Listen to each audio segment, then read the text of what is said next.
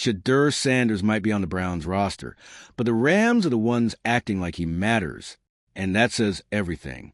Drafted in the 5th round, he's been effectively shelved in Cleveland. No first-team drills, no reps, no live scenario work. Yet a single preseason showing flipped the switch for Los Angeles. Why? Because that tape showed more than flashes. It showed command. From his internal clock to recalibrated pocket steps, Sanders didn't look like a raw prospect.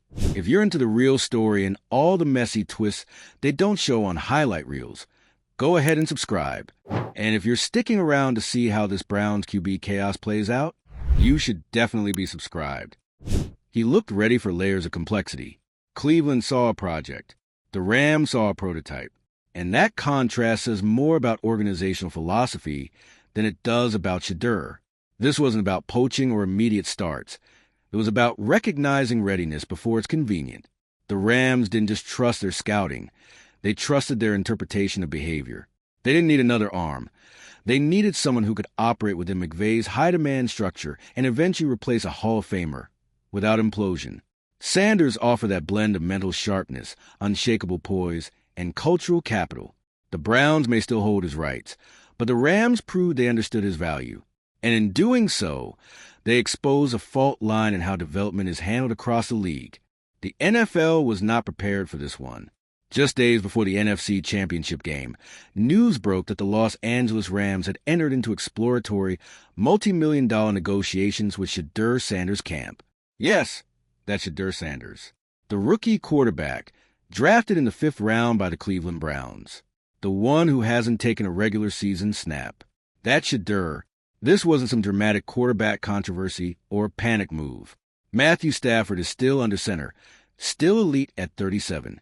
The Rams weren't trying to replace him overnight. What they were doing was far more calculated.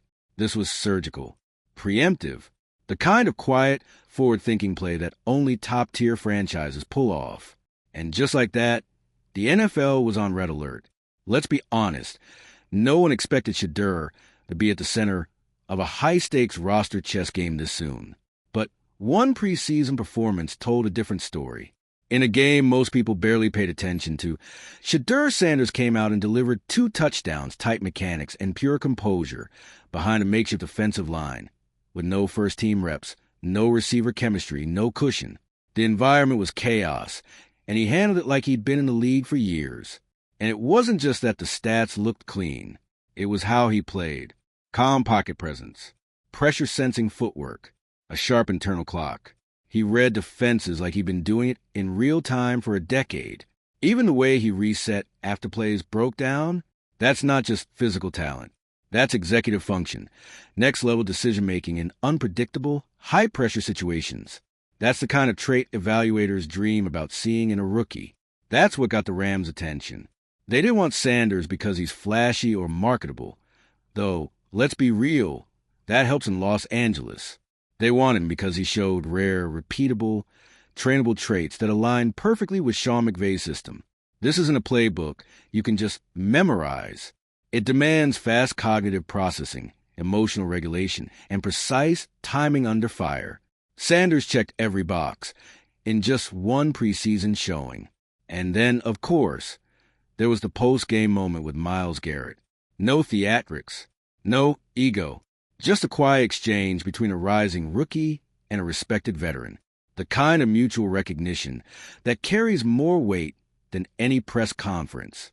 The Rams weren't looking to hand in the reins. They weren't trying to start a rookie in the playoffs. What they were trying to do was secure a developmental quarterback early, before the rest of the league caught on. Think of it like a smart financial investment. Get him before the market realizes what it's worth. Lock him into your system. Pair him with a mentor like Stafford. Let the value grow quietly, internally. They weren't just betting on football ability. They were betting on behavior. And that's a whole new ball game. Because in today's NFL, it's not about waiting years to see if someone pans out. It's about identifying now in real time who has the psychological tools to thrive. Calm under stress. Consistent processing. Readiness without needing fanfare. That's what wins games. That's what you can build on. The Rams saw Sanders as that guy. And on top of that, there's the Floyd Mayweather effect. Polarizing, loud, unignorable. People have opinions about Shedeur, and they engage. That kind of media pull isn't just a sideshow anymore. In a media-saturated league, quarterbacks who generate attention generate revenue, jersey sales, sponsorships, digital metrics. The Rams operate in one of the biggest sports markets in the country. Having a player like Shedeur, even as a backup, adds commercial weight.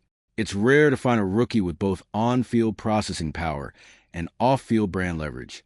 And that's why the Rams were willing to throw guaranteed money at a player on someone else's bench during championship week.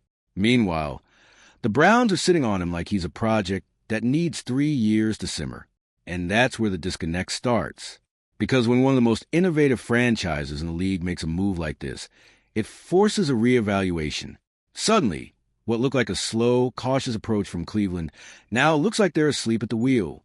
They drafted Sanders with a long view in mind, but didn't adjust that view after seeing what he was capable of. And that's not just a missed opportunity. It's a strategic liability. Shedeur's value is rising. The tape is there. The traits are visible. But Cleveland has kept him off the field, off the radar, and out of the developmental rotation. No first-team exposure. No red zone integration. No high-leverage reps. And when a player doesn't get the necessary mental reinforcement, those elite behaviors, they don't develop. They stall. The Browns aren't preserving his talent. They're slowing it down. Now, thanks to the Rams, that slow play has consequences. Other teams see the value. Other quarterbacks are watching how this unfolds. And agents, they're taking notes. If you're a young player looking for development, would you want to go to a team that benches your growth? Or a team that sees what you are today, not just what you might be 5 years from now? And there's the deeper issue, a philosophical gap. This whole saga has exposed a growing rift between traditional and modern quarterback evaluation.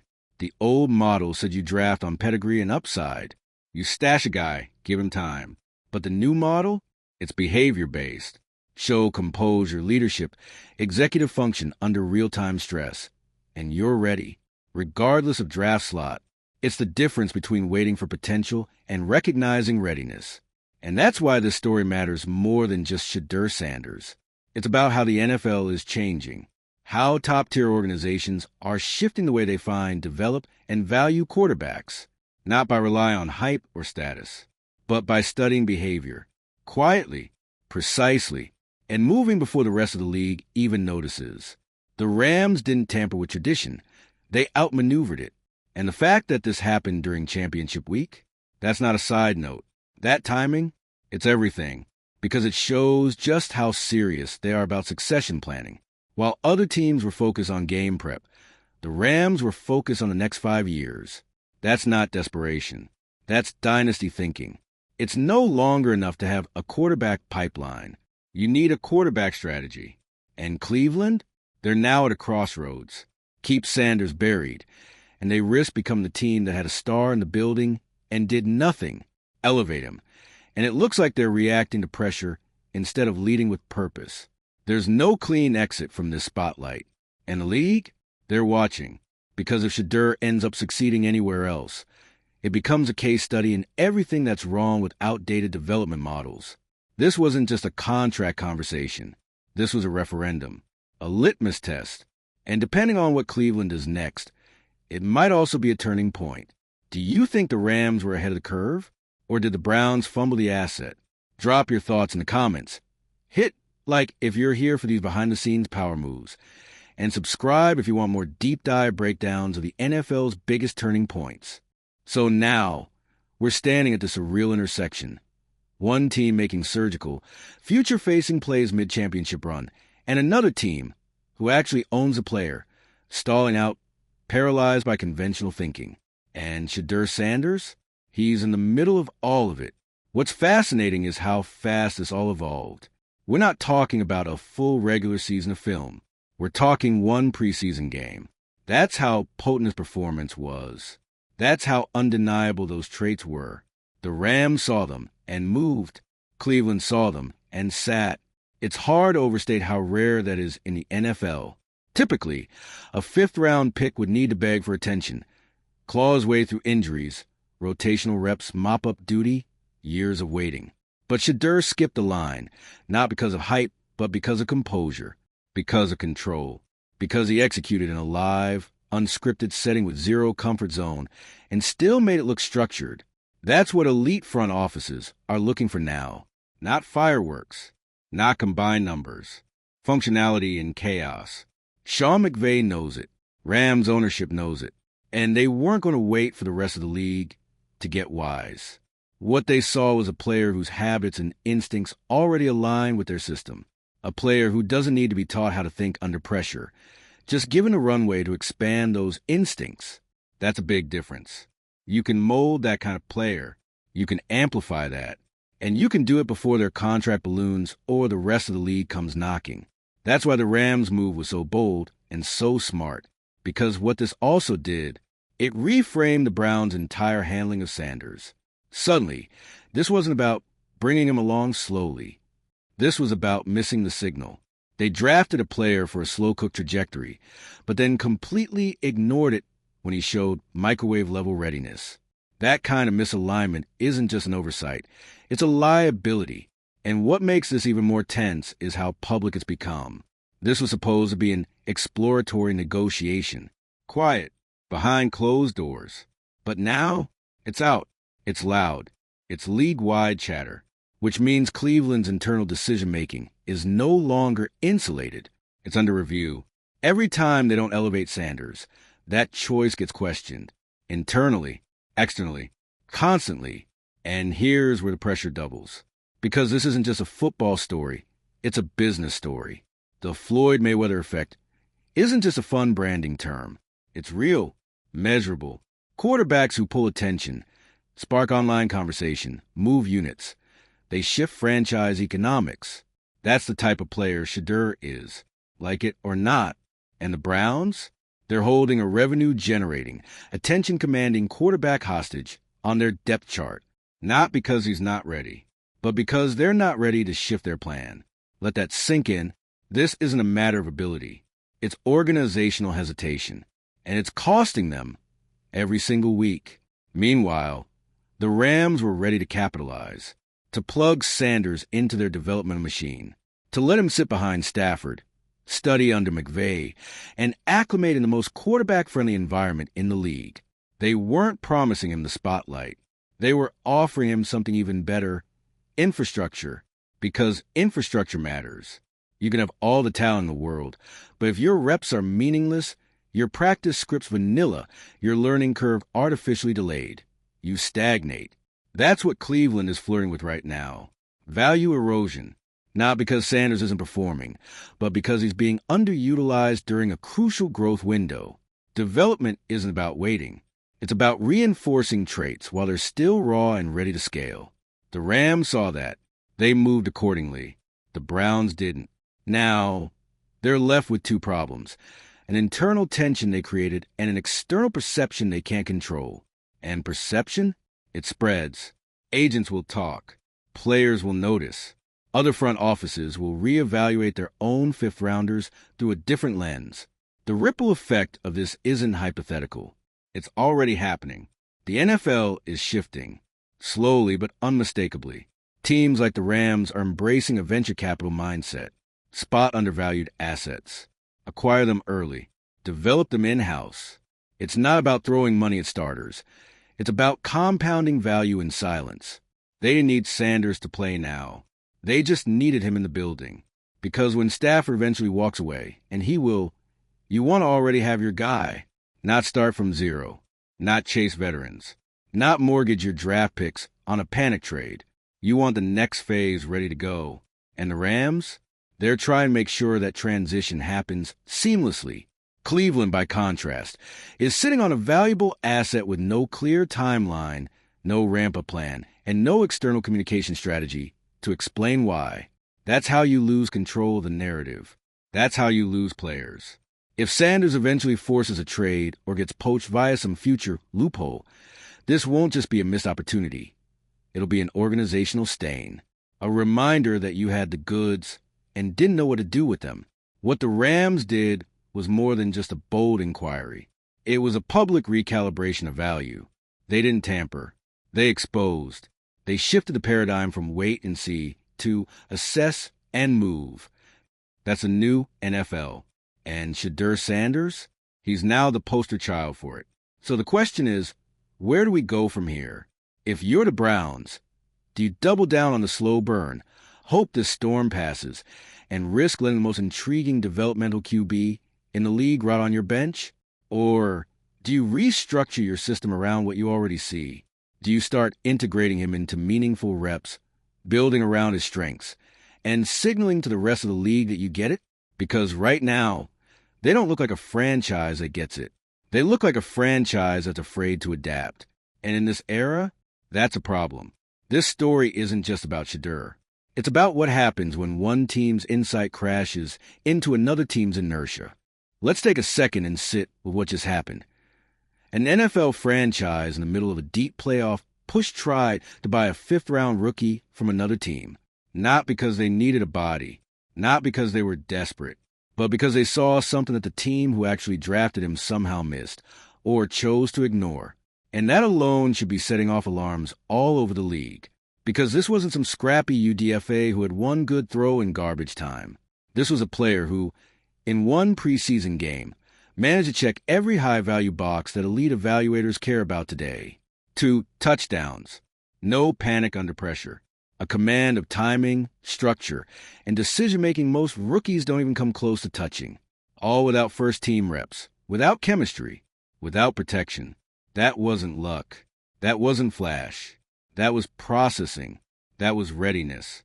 And the Rams pounced. This is how high-performing organizations think now. They don't just ask, what does this guy look like? They ask, what does this guy do under duress? Can he command an offense with clarity when everything collapses? That's the gold standard now. And Shedeur Sanders passed that test, loudly. The Browns, they've stuck to the old script. Draft a guy late. Develop him slowly. Let the veterans eat up all the first-team work, all the in-game scenarios, all the meaningful pressure reps, while your potential future star hold a clipboard and run scout team. Classic approach. Safe. Familiar. But in today's league, familiar is falling behind. Because while Cleveland was waiting for enough time to validate their pick, the Rams skipped the line. They didn't need 16 weeks of data. They didn't need to see him in a real game. They watched the tape, measured the behavior, and said, he's got it. And this is why teams like the Rams stay relevant even after blowing up their rosters every few years. Because they understand when to move. They don't wait for the league to crown someone before getting interested. They trust their analysis.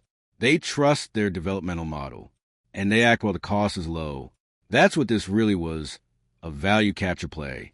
Get the kid now, before he becomes unbuyable, before his contract inflates, before he's played regular season football and demanded a price no longer tied to projection, but to proof. That's why the Rams reportedly came to the table with millions guaranteed. They weren't paying for a backup. They were paying to secure upside, mental sharpness, leadership maturity, and brand capital in one player. That kind of asset in this league? Rare. And if you're still thinking he hasn't even played a real snap, you're missing the point. Because the NFL is no longer waiting to be told who's good. They're identifying who's ready, based on what already exists, not what might show up 3 years down the road. And readiness isn't some mystical intangible. It's observable, behavioral, measurable. And that's why Shedeur is a guy everyone's whispering about behind the scenes. Even more damning for Cleveland is the contrast. It's not just that they aren't playing him. It's how they're not playing him. No meaningful integration. No red zone drills. No simulated high-leverage reps. And in a league where quarterback development is now about neural reinforcement, building the right cognitive architecture, while it's still fresh, inaction is regression. And every week he sits, that architecture atrophies. Not because he's slacking, but because the system around him refuses to engage the part of his brain that wins games on Sundays, the part that recalibrates under stress, makes split-second decisions with full field context, and resets calmly after pressure hits. That's not developmental preservation. That's developmental neglect. Meanwhile, the Rams are prepared to create an environment tailored to those strengths. Let him study under Stafford, absorb McVay's system, work in a high-rep, low-stakes practice infrastructure that sharpens the very qualities he already showed signs of mastering. They weren't trying to rush him. They were trying to compound him. It's the difference between storing talent and activating it. And now the league has taken notice. Because this isn't just a Shedeur story anymore. This is a referendum on how quarterback rooms are structured, how traits are evaluated, and how value is recognized before it's proven on the stat sheet. For decades, the NFL ran on pedigree. First-rounders got the reps. Everyone else had to claw their way into visibility. But this moment marks a clear pivot, from potential to performance under pressure, from he looks the part to he behaves like the part. And if you think that's just GM speak, look around. Look at how the best teams are building now. The Ravens, the Chiefs, the 49ers. They're stacking their QB rooms not with flashy throwers, but with smart, emotionally neutral decision-makers who can operate in stress-laden environments without melting down. The arm talent's a bonus. But the mind? That's the main event. And Shedeur passed that test, on tape, in real time. So what happens now? Cleveland's at a fork in the road. Keep treating him like a long-term project, and the league will keep pulling at the edges until someone eventually pries him away, either by trade or by influence. Or pivot. Give him the reps. Build around the traits that you already saw when you drafted him. Don't just wait for the light to turn green. Create your own lane. Because right now, they're losing him. Not physically, mentally, developmentally, strategically. Every snap he doesn't get, every drill he isn't involved in, every script he's left out of. That's more signal to the league that he's available, whether Cleveland says it or not. And let's not ignore the business side. Because again, this isn't just football. This is visibility, brand velocity, engagement metrics. That Floyd Mayweather effect isn't fluff, it's revenue. It's followers.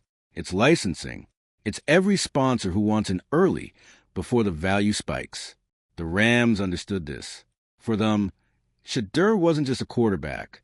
He was an accelerator. And in a market like LA, that's not extra, it's essential. You're competing with the Lakers, the Dodgers, USC, the Hollywood machine. You need someone who commands a moment, even if they're not on the field yet. That's the modern NFL reality. And the Browns? They're trying to run 2026 football with a 2014 playbook. So the ball's in their court now.